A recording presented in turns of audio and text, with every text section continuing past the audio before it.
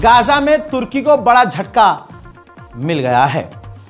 तुर्की कोशिश ये कर रहा था और अमेरिका भी तुर्की के साथ था कि तुर्की की फौज गाजा में तैनात होगी, वहाँ की सिक्योरिटी देखेगी, हमास को कंट्रोल करेगी, वहाँ की सिचुएशन हैंडल करेगी, सिक्योरिटी देखेगी। अमेरिका राजी था कि हाँ भाई ठीक है, तुर्की को दे दो कंट्रोल।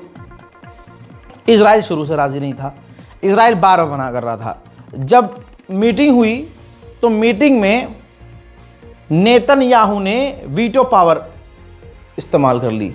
यानी वीटो पावर आपको क्या मैं एक्सप्लेन करूं, 5 देश हैं, 5 देशों का ग्रुप है और 5 देश परमानेंट ग्रुप हैं और 50 देश टेम्परेरी हैं, मेंबर हैं बस।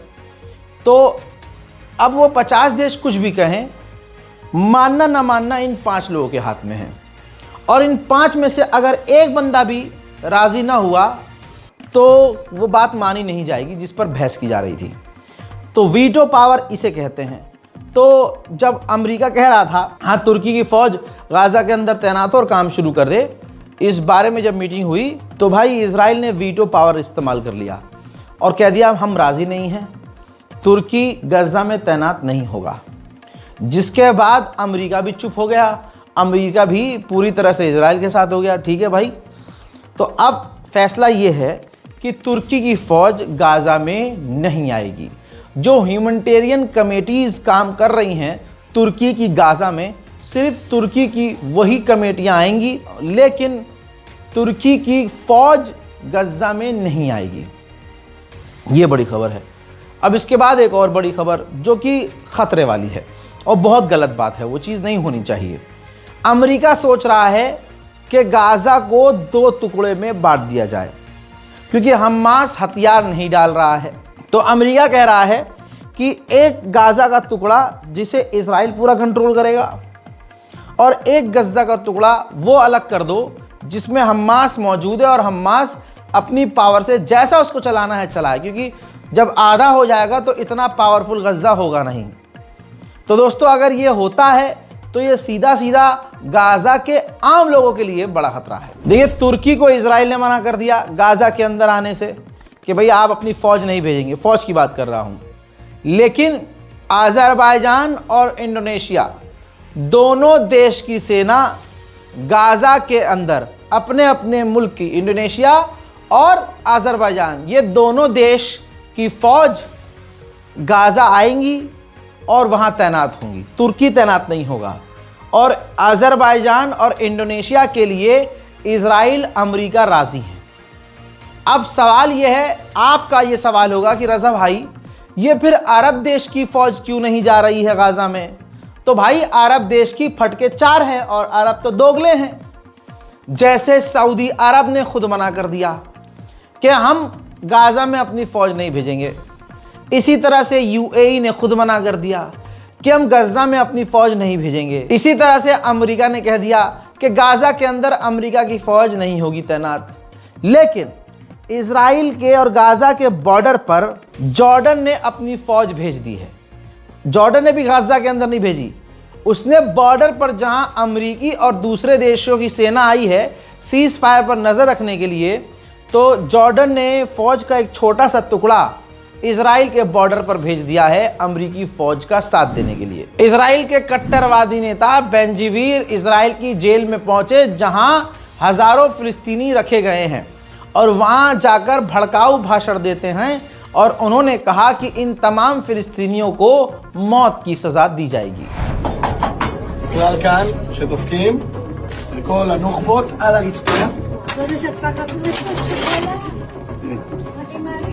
כולם על הרצפה. מינימום של מינימום תנאים, תגיד, אתה תצלמי, מינימום של מינימום תנאים, אין מרמלדות, אין שוקולדות, אין טלוויזיה, אין רדיו, אין כל מה שהיה כאן לקחנו, אבל חייב להיות עוד משהו אחד, עונש מוות. भाई अभी भी इजराइल ने रास्ते बंद किए हुए हैं, बहुत लिमिटेड समय के लिए रास्ता खोल रहा है और एक तरह से ये सब दिखावा चल रहा है। अभी भी गाजा में जुल्म और तशद्दुद जारी है। आप ये समझ लीजिए गाजा में 3 बच्चे इसलिए मारे गए क्योंकि उनको इलाज नहीं मिला। कोशिश की गई, इजराइल से बात भी की गई लेकिन इजराइल ने उन 3 बच्चों को गाजा से बाहर निकलने नहीं दिया। उधर गाजा की अथॉरिटी भी अब वहां के इलाकों की सफाई करना शुरू कर चुकी है। ये तस्वीर देख लीजिए, तुर्की तो काम कर ही रहा है, लेकिन वही कंफ्यूज मत होइएगा, तुर्की की फौज नहीं, तुर्की की सिविल डिफेंस कंपनियां काम कर रही हैं। इसी तरह से गाजा की जो सिविल डिफेंस एजेंसीज हैं, उन्होंने भी मलबों को साफ करना शुरू कर दिया है, जिसकी तस्वीर आप देख रहे हैं। पूरी दुनिया चू नहीं है, सबको नजर आ रहा है, लेकिन अभी भी जो पेशाब पीने वाली कौम है, उनको जो टीवी पर नजर आता है उनको सच लगता है। आइए बहुत बड़े प्रोपेगेंडे का खुलासा उन्हीं की गलती की वजह से मैं आपको बता रहा हूं। जर्मनी का जो सीईओ है, कौन सी मीडिया एजेंसीज का, एक ऐसा बंदा जैसे हमारा अंबानी है भाई, अंबानी के अंडर न्यूज़ 18, एनडीटीवी, जी न्यूज़, अलाना न्यूज़, सारे बड़े बड़े चैनल, और वही प्रोपेगेंडा चलवाता है मोदी का और आरएसएस का। अब हमारे यहाँ आपने देखा, यहाँ तक कि हिंदुओं को भी पता है कि हराम और हलाल मुसलमानों में खाने पर होता है, हलाल सर्टिफिकेट सिर्फ खाने के लिए होता है, पहनने पर हलाल नहीं होता है कि भैया भाई ये हलाल कपड़ा दिखाना, हराम कपड़ा दिखाना, अरे भाई हलाल चीज़ दिखाना, अरे खाने में होता है। लेकिन भारत का एक सीएम है जिसको ना अपने धर्म की नॉलेज है न दूसरे की। अरे अगर तुम्हें अपने धर्म की नॉलेज है तो अपने धर्म का प्रचार करो, लेकिन अगला इंसान विकास की बात करने के बजाय जहर की बात करता है। अब उसका बयान आपने सुन लिया होगा, जिस पर वो ये कह रहा है कि ये तो मैंने कह दिया ये फर्जी है, ये तो फ्रॉड है, ये तो गलत है, ये खाने में ये तो माचिस झटका है, माचिस झटका है, क्योंकि झटके से जलाओगे तो माचिस जलेगी, धीरे धीरे हलाल चलाओगे हलाल तरीके से तो नहीं। भाई साहब, जहालत कूट कूट के भरी है। प्रभु श्री राम ने कह दिया कि संसार में सबसे बड़े जाहिल आदमी को देखना है तो यहां और इसे देखो, सुनो इसकी बातें। आप जब कोई सामान खरीदते हैं तो सामान खरीदते समय एक चीज जरूर देखिए, क्या उसमें हलाल सर्टिफिकेशन तो नहीं लिखा हुआ है, यानी हर वस्तु में हलाल सर्टिफिकेशन। हमने यूपी में बैन किया है, मुझे लगता है कि आज यूपी के उत्तर प्रदेश के अंदर कोई उसको खरीदने का या कोई बेचने का दुस्साहस नहीं करेगा। लेकिन आप आश्चर्य करेंगे, साबुन का भी हलाल, कपड़े का भी हलाल, दियसलाई का भी हलाल। मैं बहुत चक था, एक अधिकारी बोला साहब इसमें, मैंने कहा भी देखो नहीं नहीं नहीं एक षड्यंत्र है भाई। मैंने कहा माचिस तो झटका वाला है, आप एक झटके में लगाएंगे तो तभी आग जलेगा, आप हलाल करते रहेंगे तो कभी जलेगी नहीं वो माचिस। तो मैंने कहा इससे बड़ा झूठ क्या हो सकता है। जहालत की इंतहा, सिर्फ खाने में होता है हलाल, हलाल सर्टिफिकेट सिर्फ खाने में होता है कि भाई झटके से तो नहीं काटा है, हलाल तरीके से काटा है। डॉक्टर्स कहते हैं कि झटके से अगर कोई चीज, मतलब झटके से अगर जानवर काटा जाए तो बदन का खून, बॉडी का खून एकदम से वहीं रुक जाता है, जम जाता है, और वो खून, वो गोश्त बहुत खराब होता है सेहत के लिए। लेकिन अगर आराम से ज़बह किया जाए, आराम से हलाल तरीके से काटा जाए, तो पूरी बॉडी का जो खून है जानवर का, वो आराम आराम से निकल जाता है। सड़ा हुआ खून अंदर रहता नहीं, या अंदर जमकर अचानक से वो जमता नहीं है, वो पूरा जो वेस्ट है वो निकल जाता है, और फिर गोश्त के जो रेज़े हैं वो नुकसान नहीं पहुंचाते, उस गोश्त के अंदर बीमारी नहीं पाई जाएगी। लेकिन मुसलमानों की नफरत में जो कल तक टटपूंजिये बयान देते थे, आज उत्तर प्रदेश का सीएम ऐसा बयान दे रहा है, तो आप समझिए कि कितनी नफरत खुद सीएम के दिल में मुसलमानों के लिए है। अरे तुम झटका खाओ भैया, मुसलमान कुछ कह ही नहीं रहा है कि नहीं झटका नहीं खाना। अरे तुम झटका खाओ, सड़क से उठाकर गू खाओ, गधे का पेशाब पियो या गाय का पेशाब पियो। अरे जिनके यहाँ कॉन्सेप्ट सफाई का ये हो कि अगर किसी जगह को साफ करना है तो पानी से नहीं करेंगे, गू लेप देंगे, वहाँ हम पेशाब से धो देंगे। तो जिनकी नज़र में सफाई ये है कि पेशाब और गू साफ है, लेकिन मुसलमान अगर वहाँ 5 टाइम का नमाजी या खाली बैठ जाए और 2 रकत नमाज पढ़ ले तो उनके लिए ये नजीस है और गू पाक है। तो भाई इनका हराम हलाल कॉन्सेप्ट इन्हीं के तरह बिना सर पैर का है। बहरहाल अब ये सब प्रोपेगेंडा है भारत के अंदर, और इसको गोदी मीडिया बढ़िया करके चला रही है पिछले कई सालों से। हालांकि अब गोदी मीडिया नंगी हो चुकी है। ऐसे ही जर्मनी ने वेस्टर्न मीडिया के अंदर मेहनत करके किस तरह से प्रोपेगेंडा इजराइल का चलाया, खुद एक्सपोज हो गए। ये है फोटो। ये एक बड़ी कंपनी का, अंबानी अदानी समझ लीजिए, है जर्मनी का, जिसको इजराइल के राष्ट्रपति ने प्रेसिडेंटल मेडल ऑफ ऑनर दिया है। क्यों? ये उस कंपनी का मालिक है जिस कंपनी के under western German news channel आते हैं, और इन्होंने जिसको मेडल दिया है इजराइल के राष्ट्रपति ने, ये जर्मनी की उस कंपनी का सीईओ है जिसने इजराइल का प्रोपेगेंडा मीडिया चैनल पर चलवाया और इजराइल की इमेज को वेस्ट में बहुत बढ़िया करके दिखाया। तो इजराइल ने ऐसे को अवार्ड दिया है। तो आप समझ लीजिए, मीडिया में चाहे इंडिया हो चाहे इंडिया के बाहर का हो, जो भी चल रहा है सब पैसे के दम पर दिखाया जा रहा है, और इस्लामोफोबिया सबसे ज़्यादा है। संभल के रहिए, सतर्क रहिए। यहाँ तो सीएम साहब ही कपड़े पर हलाल हराम कर रहे हैं।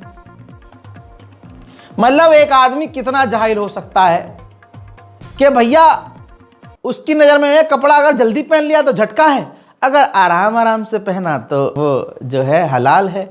तो योगी जी जल्दी जल्दी धोती बांध लिया करिए, कपड़ा वपड़ा जल्दी जल्दी, ये झटका होगा है आपके हिसाब से।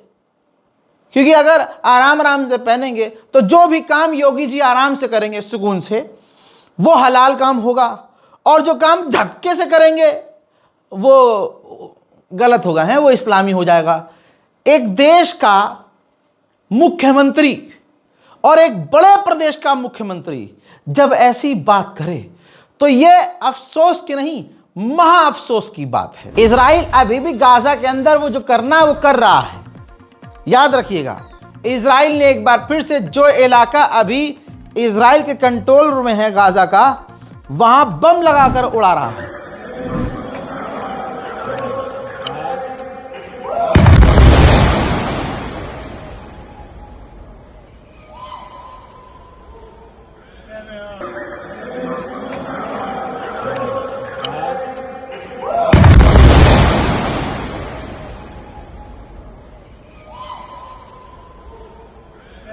इजराइल के विदेश मंत्री ने कहा कि हमास को हथियार डालना ही होगा, हम किसी भी तरह से इस बात से कॉम्प्रोमाइज नहीं करेंगे। सुनिए। Hamas must uphold the agreement. We know it can easily return most of the remaining 13 dead hostages. It is slowly trickling their return in order to delay the second phase of laying down its arms. Hamas is barbarically abusing the families who have waited 2 long years and simply want to lay their sons on to rest. We demand the immediate return of all the bodies that Hamas is holding. Hamas and Islamic Jihad must lay down their arms. Gaza must be demilitarized. It must no longer be allowed to pose a threat to Israel and its citizens. This is at the heart of the Trump plan. We will not compromise on it. उधर America के विदेश मंत्री ने video आपके सामने Netanyahu से मुलाकात की है इजराइल के अंदर। देखिए, बार बार अमेरिका के, अभी रिपोर्ट भी आई थी कि बार बार अमेरिका के नेता इसीलिए बार बार इजराइल जा रहे हैं ताकि उनको डर है कि नेतन्याहू सीज फायर न तोड़ दे और पूरी दुनिया में डोनाल्ड ट्रंप की नाक न कट जाए। जो भी पूरी दुनिया में चल रहा है, सड़े हुए लोगों का प्रोपेगेंडा चल रहा है। अमेरिका के अंदर इजराइल के लिए प्रोग्राम किया गया, ये प्रोपेगेंडा है कि मारे गए लाखों लोग फिलिस्तीनी हैं, लेकिन रोना तुम्हें इजराइल के लिए। ये प्रोपेगेंडा है ताकि असली मुद्दे, असली आंकड़े, असली मुसीबत छुपाई जा सके और इजराइल को बेचारा बताया जा सके। अमेरिका के अंदर रिपोर्ट, ये देखिए, वीडियो देखिए, अमेरिका के अंदर इजराइल के लिए एक प्रोग्राम रखा गया, उससे अकीदत पेश करने के लिए, मोहब्बत का इजहार करने के लिए, उनके दुख के हालात को बांटने के लिए। तो अमेरिका का ही ये पादरी है, ईसाइयों का पादरी, ये कहता है अपने बयान में कि अमेरिका से भी ज़रूरी इजराइल है और अमेरिकी लोगों से भी ऊपर इजराइल के लोग हैं। अब आप सोचिए कितना बड़ा भारत के अंदर प्रोपेगेंडा तो आराम से चल सकता है, जब अमेरिका में इतना बड़े लेवल पर प्रोपेगेंडा चल सकता है तो भारत कौन सी बड़ी चीज़ है। बहरहाल फिलहाल के इस रिपोर्ट में इतना ही। जल्द आ रहा हूं और भी बड़ी जानकारियों के साथ, तब तक के लिए जय हिंद।